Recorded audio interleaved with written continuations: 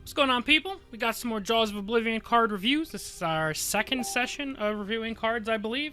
I think I put 7 on the ledger for today, just to kind of catch us back up, because I realized I'm already pretty far behind. So let's not waste any time. You guys already know how I do this. Ratings from 1 to 5. It is on the power of the card in a vacuum, or how well it'll work into. Just the overall usefulness, I think, of the card. I can give a card a high rating, even if I think it won't see play right now, or if it needs other cards potentially. Additionally, especially with this set, some of these ratings I'm giving with the caveat of we haven't seen all of the invade cards, but I am anticipating that invade and Daedra portals will be pretty solid. So my ratings are with that in mind. If portals wind up being garbage, then obviously these ratings are lower than what I give them. But let's go ahead and take a look. These are the first 3 cards that got revealed with the expansion. We've got Blood Crazed Daedroth right here. We're going to start with that one. It's a 3-cost 3/2 Daedra. Draw a card if there is a wounded creature in this lane. So as a 3-cost 3/2, your closest comparison is... what's that card called? I think there's a 3-cost 3/2 Orc that draws you a card if you have at least 2 other red creatures. This is probably on par to maybe slightly easier to trigger than that card, since something being wounded is fairly common. Probably more common than having 2 red cards out. But that 3/2 Orc doesn't see really any play, and this being marginally better than that probably doesn't bode super well for it. The other thing this card does have going for it is, again, it's a Daedra, so potentially if your portal is leveled up high enough, this could be a 2-cost 4/3. We're going to ignore the random keywords because that's not something I can really put, concrete value on. But let's just say level 3. Right in the middle of the levels. Level 3, this would be a 2-cost 4/3. That's obviously pretty good. So this card is probably a fair amount better than the Orc, thanks to the portal synergy. I still don't think this is going to be an incredible card, but with that whole Daedra portal thing going on, being able to drop the discount, so this is a 2-cost 4/3, that's a pretty solid body, and this card can cycle if something's wounded. You can play potentially a couple of these in the mid to late game, so I think there's some benefit to that, but again, that involves your portals being set up first, most often in the early game. If you're dropping this on curve, it'd be a 3 magic, a 3/2, maybe draw a card, which is, pretty I'd give this card like a, normal usage is going to be like a 2-star card. Maybe 2.5 stars if your deck really can wound things easily, like if you're playing a lot of rapid shots and scavens. But it definitely has a higher ceiling than a 2 to 2.5 star card. It just depends on how easily you can get your portals set up. Next up, we've got Siege Crawler. It's an 11 magic of 15/15 with Breakthrough, which is obviously a ton of stats, and Breakthrough is scary. Sometimes this card will just kind of win if you tinker into it, or if you play it. Removal is limited. I know Tribunal has like all the removal in the world, but if you play enough threats, eventually they're going to run out of removal. And a 15/15 with Breakthrough is a good way to push damage through guards. I don't think this is going to be the kind of card that you play in a ton of decks, but it's going to kind of be the kind of card that maybe you pull with like a Tinker and wins you games. I don't want to discount the ability for this card to just kind of win with Rage. And there's some, fun OTK potential with 10-Mar Swiftclaw thing, whatever, that consumes and then gains health equal to the health of the creature you consumed. So there's some fun meme potential there, so it's not quite a dead card. This card would probably be like a 1.5 to 2-star card for me. The body is obviously just fantastic stats, just I think it's a little slow. Like Dwarven Colossus is somewhat comparable to this card, and that sees no play, so I think this is a little too slow to really work out. And then we got Forces of Destruction. 10-cost action, invade, then summon random Daedra with total cost 10. So this is like Daedra Conscription. They created Conscription and the community was like, nah, we hate this card. So then they made Crabscription, and the community was like, well, what are you doing? We said we hate these kind of cards. So they're like, alright, bet. Here's Daedra version of the same card. This is a little bit worse than normal Conscription, just because Conscription and Crabscription, you can choose the creatures that get summoned because you have to place them in your deck. This summons random Daedra, which can be a better or worse thing on average. And also, it's not locked to a certain cost. So it's not like Daedra with cost 2 or less. It's Daedra with total cost 10. So you may get 1 10-cost Daedra, or 5 2-cost Daedra, or any combination of in between. And you also get a portal or level up your portal with this card. I think this card is just flat out good on its own. Let's say on average, you get 2 4-drops and a 2-drop or something like that. On average, that's pretty good for a 10-drop, and you get the portal. And they would all get +1 health as well, because the portal would, I would assume, especially based on the text, the portal summons first.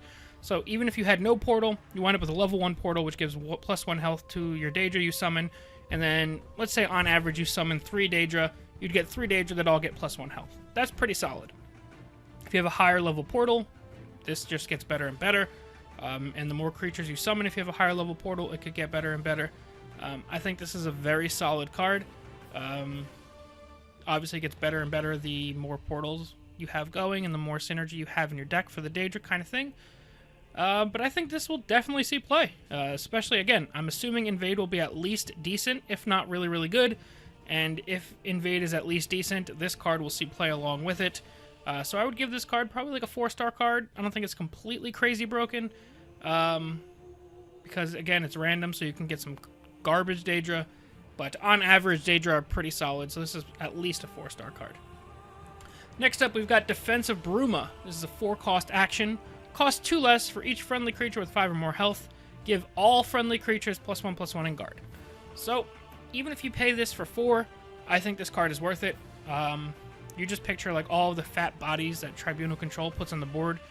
Even if they're playing like lesser, like bad cards like the Spine of Elder's Blood or whatever, they have a lot of big cards that they play over the course of the game. You know, Queen's Captain, Old School Manticora. Just they have a lot of big cards that get played, and then they just sit there because they don't want to attack your face. But at the same time, they also want to protect themselves. So even if this card costs 4 and you didn't get a cost reduction at all, giving all of your creatures +1/+1 in guard is fantastic. I think this even can be pretty solid in a conscription deck. You can give everything a buff across the board and give them guard to protect your face. So I think this card's already incredible as a 4-cost card. The fact that you can bring this down to 0 just with 2 friendly creatures with 5 health, which is incredibly easy to do in the mid-game. Most creatures have 5 health-ish in the mid to late game. If you get this card down to 2 cost or even 0 cost, this card becomes insane. I think this is up there with the best cards revealed so far. I'd actually go as far as to give this like a 4.5 to 5-star rating. There's so much silence that normally just putting out one big guard is like terrifying as a control deck. Giving your whole board guard, no matter how big or small, this card is bonkers. I'm already getting frustrated thinking about playing against this card. I'm about to tech in Knight of Order to get around all these guards. Next up, we've got Unfinished Business. 6 cost action, cost 3 less for each friendly wounded creature. Unsummon any creature, then you may unsummon a friendly creature. So the first part can be any creature. Or you can unsummon your own creature, unsummon an opponent's creature. Then the second part, you may unsummon your own creature if you want. I don't know. I feel like this card, outside of like maybe Market Archer, which you're going to have trouble reducing the cost because you won't have that many friendly wounded creatures, but maybe a Market Archer could unsummon 2 Nords with this action and feel pretty good about it. But in general, I don't think many decks really want to do this. Like, Fear Totem doesn't see much play, and I think that card's incredible. Cast Out sees almost no play. The Bounce Shout sees no play, and that can bounce back an entire enemy lane. I think if all of those cards don't see play, this card will not see any play unless you can routinely get it down to 0, which maybe you can, but even then I don't know how good that really is because you're not putting any bodies on the board either. I don't think this card is completely hopeless. I think there's maybe a chance that you can find some combo applications for this card, like I mentioned with Market Archer or something similar. But in general, I don't think this card's super great. Like I said, you really need to get this down to 0 cost before you feel okay about playing it. Even playing it for 3, I don't think feels too super. So for that, I think I'd give this card like a 2-star rating. There's applications here, and it's one of those cards where a very solid deck builder can probably find a really solid way to use this card. But just in general, it's not going to be that great. Next up, we've got Zavali, or Zavalai Warlord, 4-cost Daedra, plus 3/3 charge and guard. The most common comparison I've seen has been to Candlehearth Brawler. It's a 4-cost 2/5 guard. However, this has the Daedra tag, which makes it even better. Honestly, a 4-cost 3/3 charge guard, while not as good as Candlehearth Brawler, is still solid. Aggro decks like charge creatures that can occasionally trade, but also protect their other higher value threats. And that's exactly what this card can do. The health isn't super high to where you won't be trading with many things, but even if you just charge and put a guard out in front of your other higher value creatures, this card is pretty solid. And that's not counting the effect of the invade mechanic, where this very commonly will come down as at a minimum a 4-cost 3/4. And if your thing is leveled up even higher, this could be a 3 magic a 4/4 charge guard, which obviously gets crazier and crazier. I think this is a very solid card. On its own, without the invade mechanic, this card is decent, but not great. With the invade mechanic, I think this card becomes pretty incredible. This card just has like some incredible power swings that you can have. A 3 magic, a 4/4 charge guard, if your portal's at level 3, is bonkers. It's better than Cliff Racer for 2 magic or less, just for reference. So this card's really, really good. The card by itself is probably like a 3-star card, but with invade, I would give this card probably 4 stars. I think this card will be incredible for invade decks. Next up, we've got Widow Daedra. 4 magic, a 5/3. Whenever an enemy rune is destroyed, invade. So this is kind of teching towards, and I've kind of been feeling this way since we saw some of the cards, kind of like an aggro Daedra battle mage so far. And this kind of just plays right into that. The 3 health means it dies to some targeted damage removal. However, whenever an enemy rune is destroyed, invade means you can get to level 2 without playing an invade card, just because you broke 2 runes pretty early. Yeah, I think this card's going to be really good for an aggressive invade deck. They just probably need a couple more cards to really tie it all together, because some of the better, like most high power cards have been slower cards. This is very much a more aggressive card. So if they just get like another 1 or 2 cards to tie into the aggressive strategy, kind of like, the Zivali Warlord, if they get some more, I think this card can be incredible. If the stats were flipped, this card would be borderline broken. Not quite that far, but it would be incredible if the stats were flipped. But the 3 health means that it's a little bit easier to take out, but the 5 power also means that it's going to be breaking a rune every swing if you don't get rid of this card. So this is a very, very strong card for aggressive invade strategies. And again, the caveat, I am grading this assuming invade will be powerful. So this card is probably like a 3.5-star card. It's going to be very dependent on the rest of the cards revealed for invade, and we'll see what the rest of those are. But so far, I feel like this expansion's power level has been very, very high.